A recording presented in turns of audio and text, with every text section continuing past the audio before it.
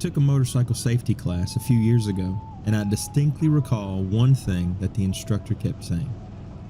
Look where you want to go. If he said it once, he said it 100 times.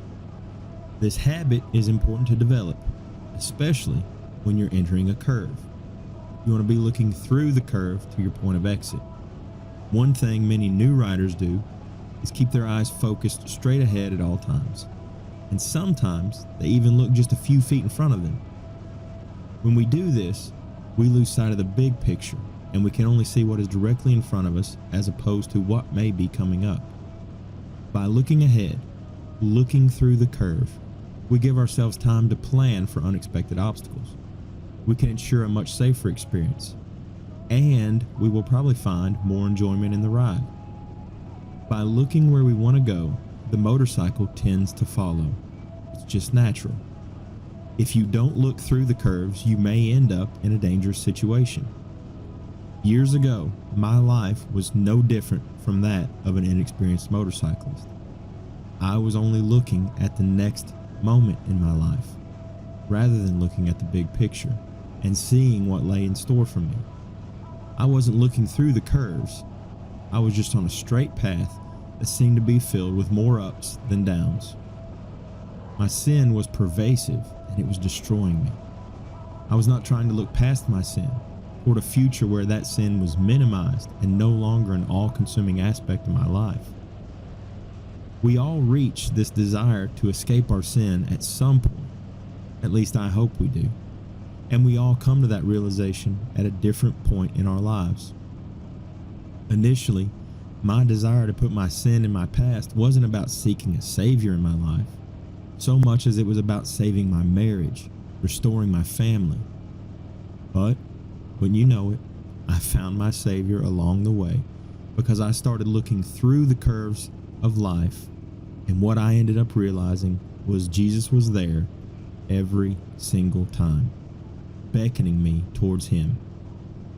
Early on, when my faith was fresh and new, I felt that excitement of a new beginning.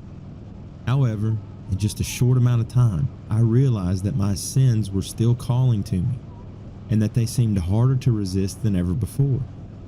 I struggled. I wrestled with the questions of the truth of my salvation. What I quickly realized was just because I looked towards Jesus as my Savior, it didn't mean that I could take my eyes off him. When I did take my focus off of Christ, it was the same as going through the curves and keeping my focus straight ahead. I was going to crash if I didn't figure this out quickly. Now, I'm talking about all of this in hindsight because I sure didn't see it this way at the time. But this analogy makes more sense to me now because I have matured in my faith beyond anything I could have ever imagined at the time of my salvation. At some point, I knew I couldn't do this on my own. I needed Christ, and I needed him to guide me. I could no longer hope for God to bend his will to my desires. What I needed to do was come to the full realization that God's will is perfect, and that if I didn't begin to bend to his will, then his will would eventually break me. I needed to focus. Consider these words found in Hebrews. Therefore, we are surrounded by so great a cloud of witnesses. Let us also lay aside every weight and sin which clings so closely, and let us run with endurance the race that is set before us, looking to Jesus, the founder and perfecter of our faith, who for the joy that was set before him endured the cross, despising the shame, and is seated at the right hand of the throne of God.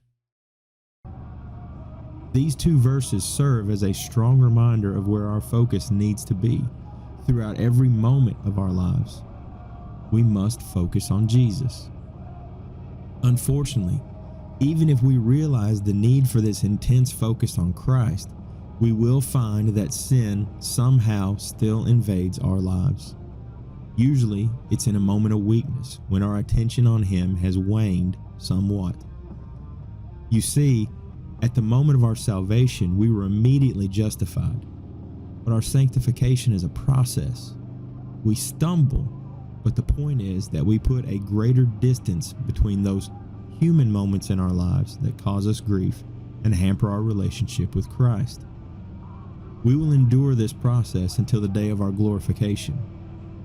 In the meantime, what we must do between now and then is to stay focused, keep our eyes on Christ, and be obedient to God's will in our lives. Do this, and I think you'll find that those curves of life are a lot less dangerous and, dare I say, even enjoyable.